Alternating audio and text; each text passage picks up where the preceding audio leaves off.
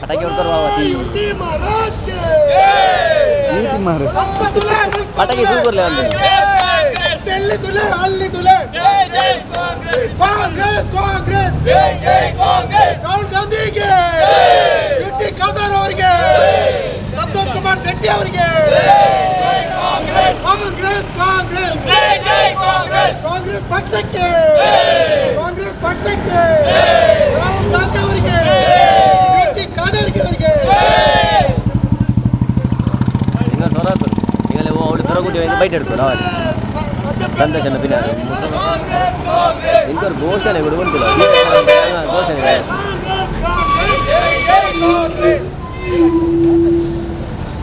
बोलो राहुल गांधी के बोलो सोनिया गांधी के बोलो सिद्धरामैया जी के बोलो यूटी खदर के बोलो संतोष कुमार शेट्टी के कांग्रेस पार्टी के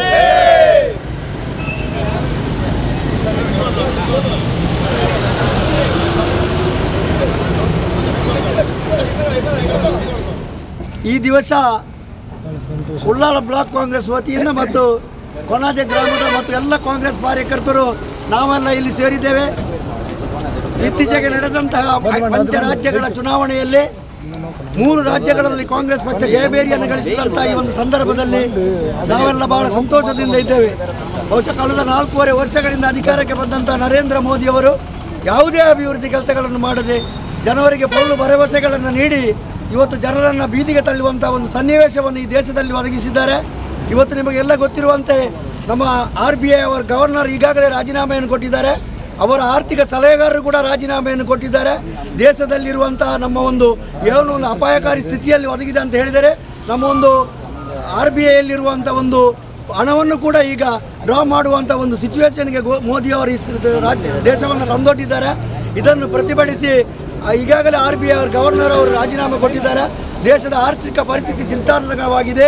ನೋಟ್ ಬ್ಯಾನ್ ಮತ್ತು GSTಯ ಕಾನೂನಿನಿಂದಾಗಿ ಈ ದೇಶದಲ್ಲಿ ಅರಾಜಕತೆ ಉಂಟಾಗಿ ಸಣ್ಣ ವ್ಯಾಪಾರಿಗಳು, ರೈತರು, ಕಾರ್ಮಿಕರು ಎಲ್ಲರೂ ಬೀದಿ ಪಾಲಾಗುವಂಥ ಸ್ಥಿತಿಯನ್ನು ಗಮನಿಸಿಕೊಂಡು ಈ ದೇಶದ ಮಹಾಜನತೆ, ಪ್ರಬುದ್ಧ ಮತದಾರರು ಮೋದಿಯವರಿಗೆ ತಕ್ಕ ಪಾಠವನ್ನು ಕಲಿಸುವುದರ ಮೂಲಕ ಮತ್ತೆ ಕಾಂಗ್ರೆಸ್ ಪಕ್ಷವನ್ನು ಅಧಿಕಾರಕ್ಕೆ ತರುವಂಥ ಒಂದು ಸನ್ನಿವೇಶವನ್ನು ಒದಗಿಸಿದ್ದಾರೆ.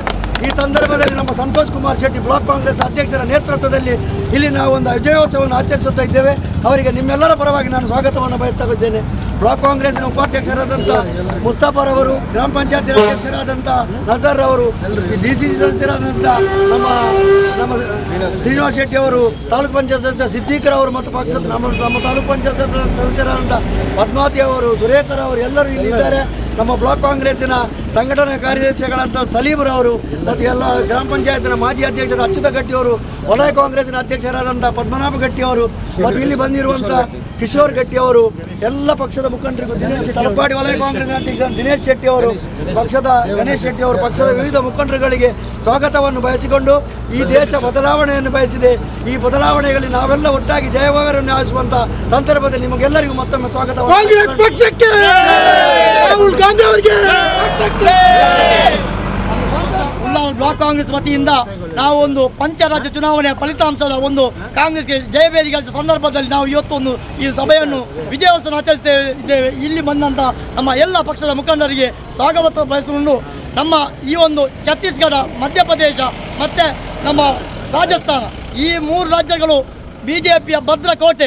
ಈ ಭದ್ರಕೋಟೆಯನ್ನು ಭೇದಿಸಿ ನಮ್ಮ ರಾಹುಲ್ ಗಾಂಧಿ ಅವರ ನೇತೃತ್ವದಲ್ಲಿ ಈ ಸಂದರ್ಭದಲ್ಲಿ ನಾನು ಏನು ಹೇಳ್ತಾ ಇದ್ದೆ ಅಂದರೆ, ಮೋದಿಯವರ ಒಂದು 4.5 ವರ್ಷದ ಅವಧಿಯಲ್ಲಿ ಮೋದಿಯ ಒಂದು ದೊಡ್ಡ ಒಂದು ಹೊಡೆತ ಕೊಟ್ಟ ಸಂದರ್ಭ ಅಂದರೆ ಈ ಒಂದು ಚುನಾವಣೆ ಅಂತ ಹೇಳಲಿಕ್ಕೆ ನಾನು ಇಚ್ಛೆ ಪಡ್ತಾ ಇದ್ದೇನೆ.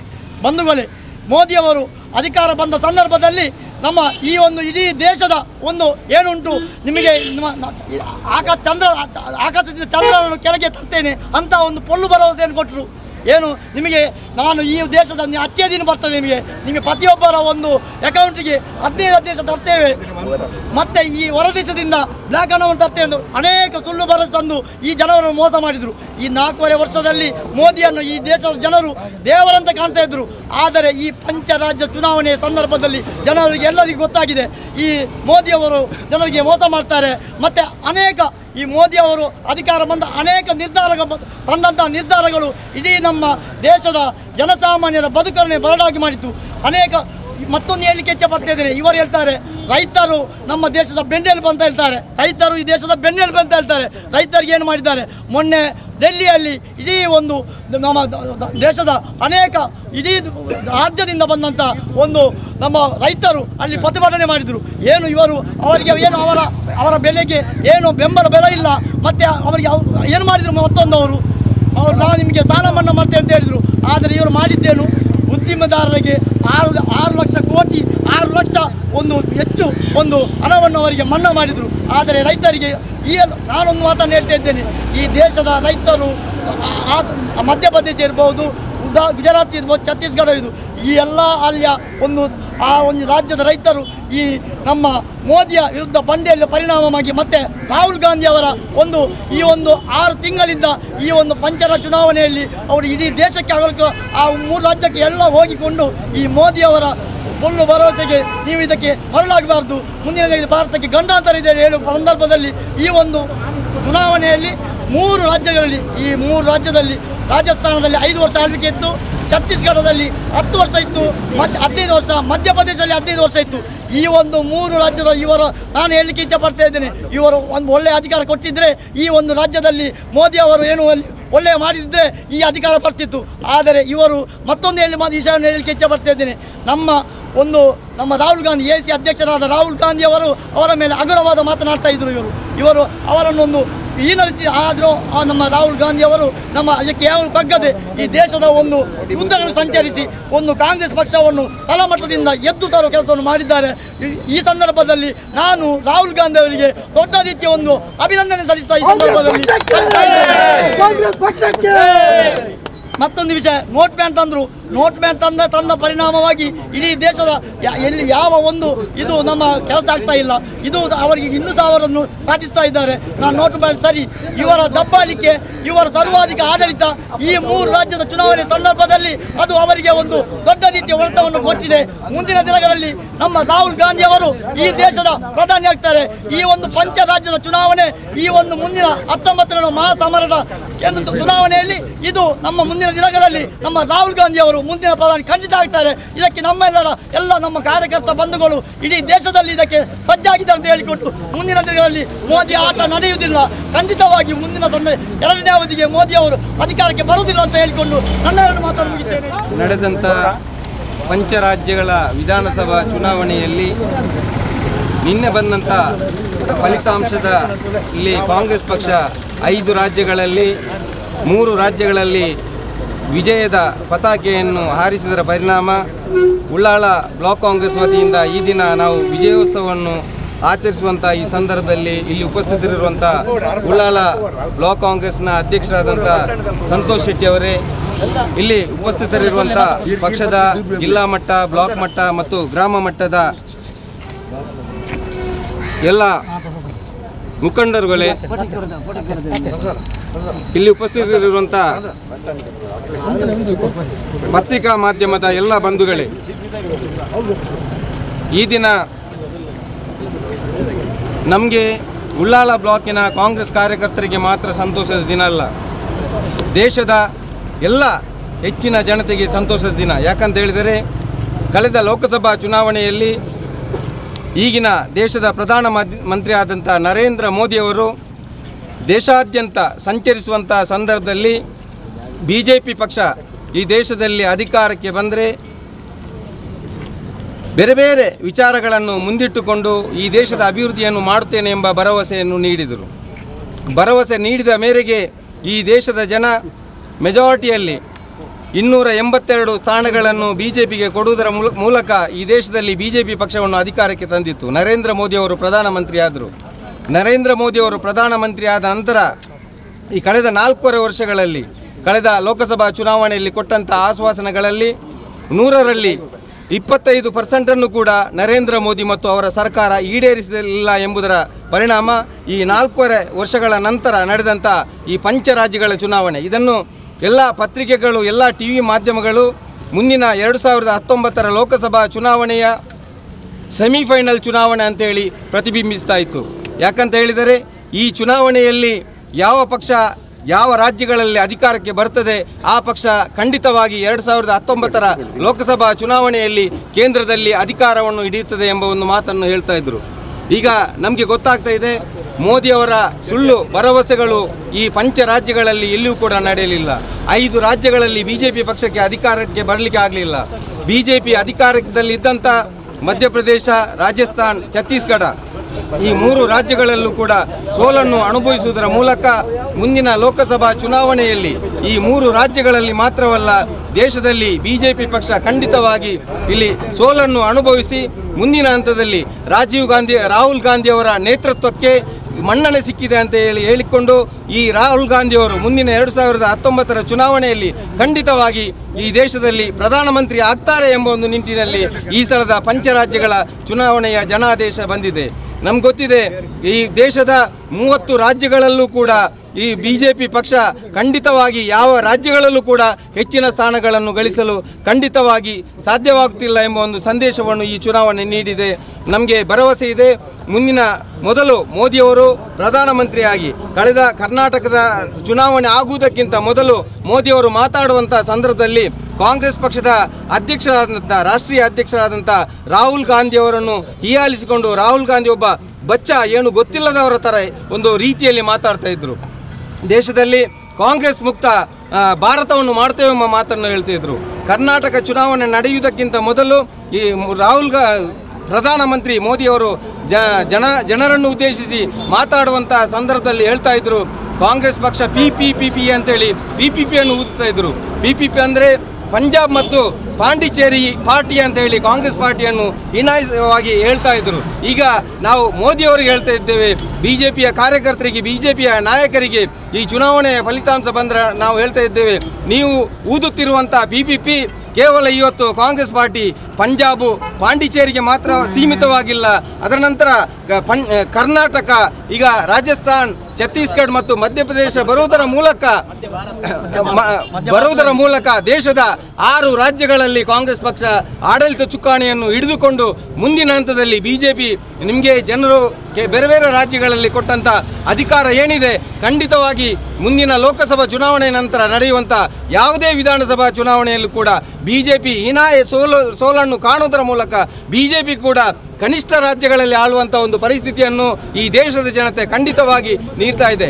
ನಮ್ಗೆ ಗೊತ್ತಾಗ್ತದೆ, ಈ ದೇಶದಲ್ಲಿ ಬಡವರು, ಕೂಲಿ ಕಾರ್ಮಿಕರು, ರೈತರು, ವಿದ್ಯಾರ್ಥಿಗಳು ಎಲ್ಲ ವರ್ಗ ಕೂಡ BJPಯನ್ನು ಈಗ ಒಂದು ಹೀನಾಯ ರೀತಿಯಲ್ಲಿ BJP ಕೊಟ್ಟ ಭರವಸೆಯನ್ನು ಈಡೇರಿಸಿದ ದೃಷ್ಟಿಯಲ್ಲಿ ಅದನ್ನು ಖಂಡಿತವಾಗಿ BJPಯನ್ನು ಸೋಲಿಸುವಂಥ ಒಂದು ಉದ್ದೇಶವನ್ನು ಈ ದೇಶದ ಜನತೆ ಇಟ್ಟುಕೊಂಡು ಖಂಡಿತವಾಗಿ ಮುಂದಿನ 2019ರ ಲೋಕಸಭಾ ಚುನಾವಣೆಯ ಏನು ಸೆಮಿಫೈನಲ್ ಚುನಾವಣೆಯಲ್ಲಿ ಕಾಂಗ್ರೆಸ್ ಪಕ್ಷ 5 ರಾಜ್ಯಗಳಲ್ಲಿ 3 ರಾಜ್ಯಗಳಲ್ಲಿ ಗೆದ್ದುಕೊಂಡು ಖಂಡಿತವಾಗಿ 2019ಕ್ಕೆ ರಾಹುಲ್ ಗಾಂಧಿಯವರು ಈ ದೇಶದ ಪ್ರಧಾನಮಂತ್ರಿ ಆಗ್ತಾರೆ ಎಂಬ ಒಂದು ಸಂದೇಶವನ್ನು ನೀಡಿದೆ ಎಂಬುದಾಗಿ ಈ ಮಾತನ್ನು ಹೇಳ್ತಾ ಅವಕಾಶಕ್ಕಾಗಿ ವಂದಿಸ್ತಾ ಇದ್ದೇನೆ.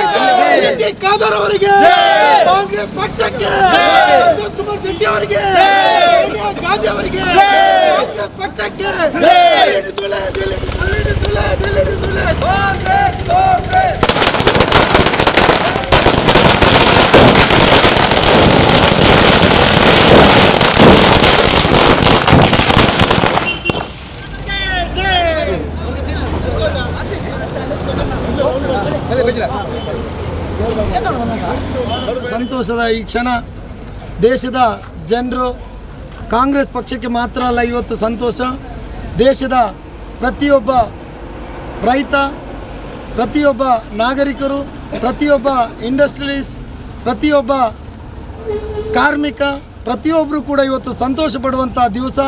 ಯಾಕೆಂತೇಳಿದರೆ ಇವತ್ತು ನಡೆದಂಥ ಪಂಚರಾಜ್ಯಗಳ ಚುನಾವಣೆಯಲ್ಲಿ ಕಾಂಗ್ರೆಸ್ ಪಕ್ಷ 3 ರಾಜ್ಯಗಳಲ್ಲಿ ಸ್ಪಷ್ಟ ಬಹುಮತದತ್ತ ಸಾಗಿ ಅಧಿಕಾರವನ್ನು ನಡೆಸುವಂತಹ ಸುವರ್ಣ ಅವಕಾಶ ಇವತ್ತು ಬಂದಿದೆ. ಈ ಸಂತೋಷವನ್ನು ಕಾಂಗ್ರೆಸ್ ಪಕ್ಷದ ಕಾರ್ಯಕರ್ತರು ಮಾತ್ರ ಅಲ್ಲದೆ ಇಡೀ ದೇಶದ ಜನ ಸಂಭ್ರಮವನ್ನು ಆಚರಿಸ್ತಾ ಇದ್ದಾರೆ. ಅಂಥ ಸಂದರ್ಭದಲ್ಲಿ ಉಳ್ಳಾಲ ಬ್ಲಾಕ್ ಕಾಂಗ್ರೆಸ್ ಕೂಡ ಇವತ್ತು ಸಂತೋಷದ ಕ್ಷಣವನ್ನು ಆಚರಿಸ್ತಾ ಇದೆ.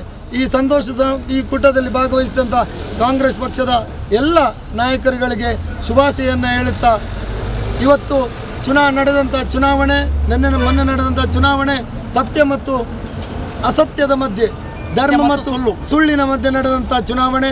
ಈ ಚುನಾವಣೆಯಲ್ಲಿ ಸತ್ಯ ಗೆದ್ದಿದೆ. ಸತ್ಯ ಯಾವತ್ತೂ ಕೂಡ ಸಾಯೋದಿಲ್ಲ. ಸ್ವಲ್ಪ ತಡವಾಗಿ ಗೊತ್ತಾಗಿದೆ, ಆದರೂ ಕೂಡ ಸತ್ಯ ಇವತ್ತು ಗೆದ್ದಿದೆ.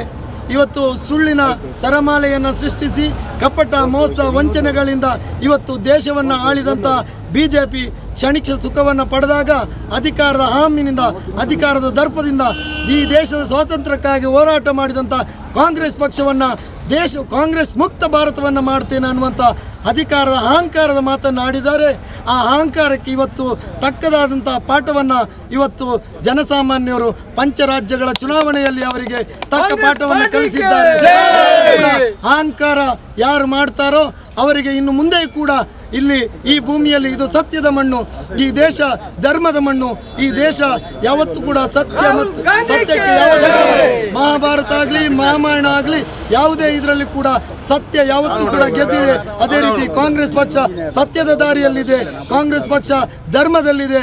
ಕಾಂಗ್ರೆಸ್ ಪಕ್ಷ ಎಲ್ಲ ಜಾತಿ, ಎಲ್ಲ ಧರ್ಮ, ಎಲ್ಲ ವರ್ಗದ ಜನರನ್ನು ಒಟ್ಟಾಗಿ ಕೊಂಡೋಗುವಂಥ ಧರ್ಮದ ದಾರಿಯಲ್ಲಿ ನಡೆಯುವಂಥ ಕಾಂಗ್ರೆಸ್ನ ಜೊತೆಯಲ್ಲಿ ಈ ದೇಶದ 125 ಕೋಟಿ ಜನರು ಇದ್ದಾರೆ ಅನ್ನುವಂಥ ಮಾತನ್ನು ಹೇಳ್ತಾ ಮತ್ತೆ ಇಡೀ ದೇಶದ ಉದ್ದಗಲಕ್ಕೂ ಕೂಡ ಕಾಂಗ್ರೆಸ್ ಮತ್ತೆ ವಿಜಯ ಪತಾಕೆಯನ್ನು ಹಾರಿಸ್ತಾ ಇನ್ನು ಬಿಜೆಪಿಗೆ ಇವತ್ತು ಯಾವ ರೀತಿ ಪಾಠ ಕಲಿಸಿದ್ದಾರೋ ಅದೇ ರೀತಿ ಮುಂದಿನ ಚುನಾವಣೆಯಲ್ಲಿ ಪ್ರತಿ ರಾಜ್ಯಗಳಿಗೂ ಕೂಡ ಇದೇ ರೀತಿಯಾಗಿ BJP ನೆಲಕಚ್ಚುತ್ತದೆ ಅಂತಕ್ಕಂಥ ಮಾತನ್ನು ಹೇಳ್ತಾ ಕಾಂಗ್ರೆಸ್ ಪಕ್ಷದ ಆದಿನಾಯಕರಾದಂಥ ರಾಹುಲ್ ಗಾಂಧಿ ಅವರಿಗೆ, ಅದೇ ರೀತಿ ನಮ್ಮ ಎಲ್ಲ ಕಾಂಗ್ರೆಸ್ ಪಕ್ಷದ ನಾಯಕರುಗಳಿಗೆ, ಪಂಚರಾಜ್ಯಗಳಲ್ಲಿ ಕಾಂಗ್ರೆಸ್ ಪಕ್ಷಕ್ಕೆ ಅತಿ ಹೆಚ್ಚಿನ ಬಹುಮತವನ್ನು ನೀಡಿದ ಮತದಾರರಿಗೆ ಮತ್ತು ಎಲ್ಲ ಶಾಸಕರುಗಳಿಗೆ ಶುಭಾಶಯವನ್ನು ಈ ಮುಖಾಂತರ ಹೇಳ್ತಾ ಈ ಒಂದು ಸಂತೋಷ ಕೂಟವನ್ನು ಆಚರಿಸಿದಂಥ ಬ್ಲಾಕ್ ಕಾಂಗ್ರೆಸ್ಸಿಗೆ ಮತ್ತು ನಮ್ಮ ಮಾನ್ಯ ಸಚಿವರಾದಂಥ UT ಖಾದರ್ ಅವರಿಗೆ, ಸಂತೋಷ್ ಕುಮಾರ್ ಶೆಟ್ಟಿ ಅವರಿಗೆ ಎಲ್ಲರೂ ಕೂಡ ಅಭಿನಂದನೆ ಹೇಳ್ತಾ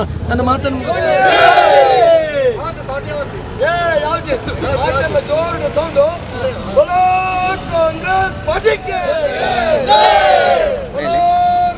ಅಲ್ಲ ಅದು बोलो भारत माता के, राहुल गांधी के, बोलो सोनिया गांधी के, बोलो कांग्रेस पार्टी के, बोलो कांग्रेस पार्टी के, राहुल गांधी के, कांग्रेस कांग्रेस कांग्रेस अल्लडी तुले दिल्ली तुले कांग्रेस कांग्रेस अल्प तुले मुल्प तुले जय जय कांग्रेस मध्य प्रदेश तुले छत्तीसगढ़ तुले कांग्रेस कांग्रेस अल्लडी तुले दिल्ली तुले कांग्रेस कांग्रेस